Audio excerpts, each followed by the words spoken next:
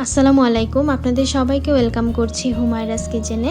আজকে আমি আপনাদেরকে বানিয়ে দেখাবো ভীষণ মজাদার ডিম পরোটা, যেটা সকাল বিকেলের নাস্তা, স্কুলের টিফিনে, অফিসের লাঞ্চ বক্সে আপনারা বানিয়ে নিতে পারেন খুবই সহজে। চলুন তাহলে ভীষণ মজার এই রেসিপিটি দেখে নিই। নিয়মিত ভিডিও পেতে চ্যানেলটি সাবস্ক্রাইব করুন আর সবার আগে নোটিফিকেশন পেতে বেল আইকনটি ক্লিক করুন। সবার প্রথমে আমি পরোটার জন্য ময়দা দিয়ে ডো বানিয়ে নিব। সেজন্য এখানে মেজারমেন্ট কাপ দিয়ে 1 কাপ পরিমাণে ময়দা নিয়েছি, 250 গ্রাম, 1 চা চামচ লবণ আর 1 টেবিল চামচ রান্নার তেল দিয়েছি। এখানে আপনারা এর পরিবর্তে বাটার দিতে পারেন। এরপরে হাত দিয়ে পুরোটা ভালো করে মিক্স করে নিচ্ছি। এখন আমি পানি অ্যাড করব। পানি আমি প্রথমে হাফ কাপের চেয়ে কম একটু দিলাম, এতে করে পানির পরিমাণটা ঠিক থাকবে। প্রথমে অল্প করে দিতে হবে, পরে যদি লাগে তখন দেওয়া যাবে। আর আমার মনে হচ্ছে এখানে আমার আর পানি লাগবে না।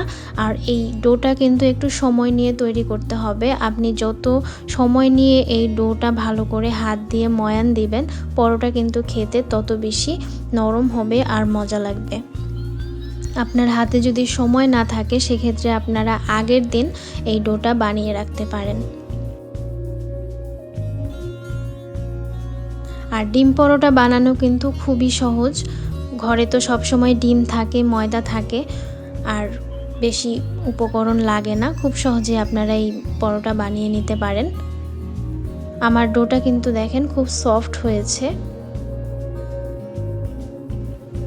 এখন আমি এখানে হাতে একটু তেল নিয়ে পুরো ডোটাতে মিক্স করে তারপরে এটা ঢেকে রেখে দেব। এখন আমি ডিমের প্রিপারেশন করব। সেজন্য আমি এখানে 3টি ডিম ভেঙে নিয়েছি। এরপরে এখানে দিয়ে দিলাম হাফ কাপ পরিমাণে পেঁয়াজ কুচি। পেঁয়াজগুলো একদম মিহি কুচি হতে হবে। 5-6টি কাঁচামরিচ কুচি দিলাম। লবণ দিয়ে দিব স্বাদ মতো। যেহেতু ডো বানানোর সময় লবণ দিয়েছি, সেজন্য এখানে শুধু ডিমের জন্য লবণ লাগবে। আর দিলাম সামান্য একটু গরম মশলা। গরম মশলা দিলে হবে কি, মানে ডিম পরোটাটা খেতে ভীষণ মজা লাগবে। আপনারা যদি গরম মশলা না দিয়ে থাকেন তাহলে এরপর থেকে অবশ্যই একটু গরম মশলা অ্যাড করবেন, খুবই মজা লাগে। হয়ে গেছে। এখন আমি পরোটার জন্য যে ডো বানিয়েছিলাম সেটি নিয়ে পুরোটা হাত দিয়ে আরও একটু সময় ধরে মিক্স করে নেব।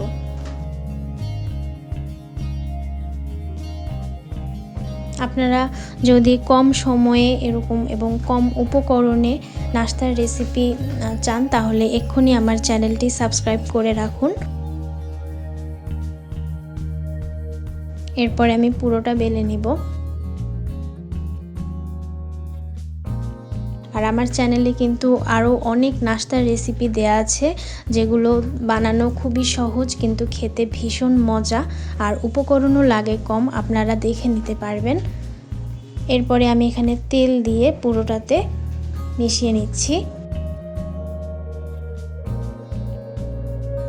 এরপরে দিয়ে দিব এখানে ময়দা ছিটিয়ে দিচ্ছি।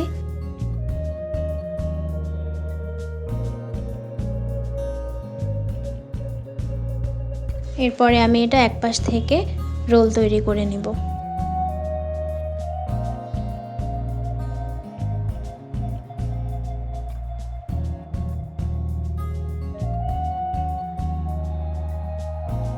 এরপরে আমি লেচি কেটে নিব। আমি এখানে 4 পিস করব, যেহেতু আমি 4টা পরোটা বানাবো। 1 কাপ ময়দা দিয়ে 4টা পরোটা হবে।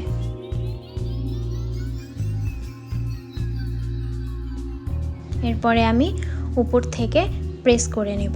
এরকম করলে হবে কি, লেয়ার পরোটা তৈরি হবে, দেখতেও সুন্দর লাগবে, খেতেও মজা লাগবে।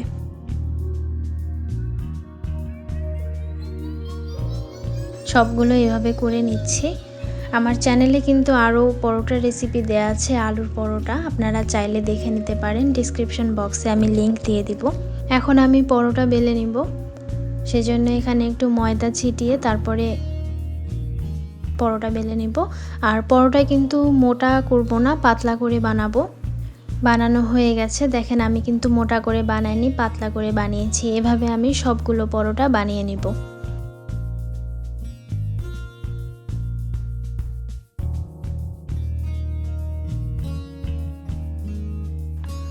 এখন চুলায় তাওয়া দিয়ে দিয়েছি। চুলার আঁচ মিডিয়াম রাখতে হবে।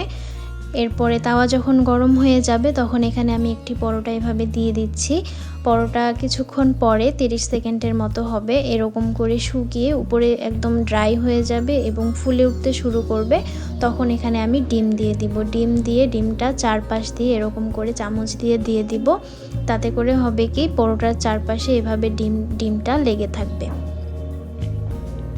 আর একটি পরোটা হতে 2 থেকে 3 মিনিটের মতো লাগবে। এটা ভাজতেও কিন্তু খুব বেশি একটা সময় লাগে না। দেয়া হয়ে গেলে এখন এখানে আমি সাইড দিয়ে তেল দিয়ে দিব। আপনারা এখানে বাটার অথবা ঘিও দিতে পারেন। এরপরে আমি দেখেন কিভাবে কিন্তু চারপাশে কিন্তু ফুলে উঠেছে। এখন আমি উল্টে দিব।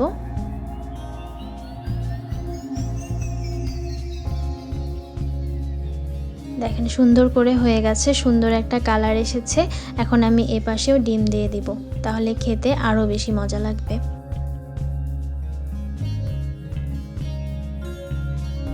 আর আজকের এই রেসিপি আপনাদের কাছে কেমন লাগলো অবশ্যই আমাকে কমেন্ট করে জানাবেন। অবশ্যই বাসায় বানাবেন, কেমন লাগছে আমাকে জানাবেন।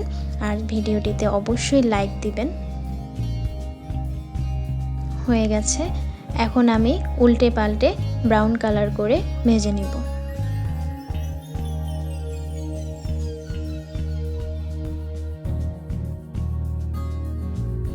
তৈরি হয়ে গেছে ভীষণ মজাদার ডিম পরোটা। আপনারা অবশ্যই বাসায় এটা বানাবেন, আমাকে জানাবেন আর শেয়ার করবেন আপনার ফ্রেন্ডস এবং ফ্যামিলির সাথে ভিডিওটি। আরও মজাদার রেসিপি পেতে প্লিজ আমার চ্যানেলটি সাবস্ক্রাইব করে রাখবেন। সবাই অনেক অনেক ভালো থাকবেন। ধন্যবাদ। আল্লাহ হাফেজ।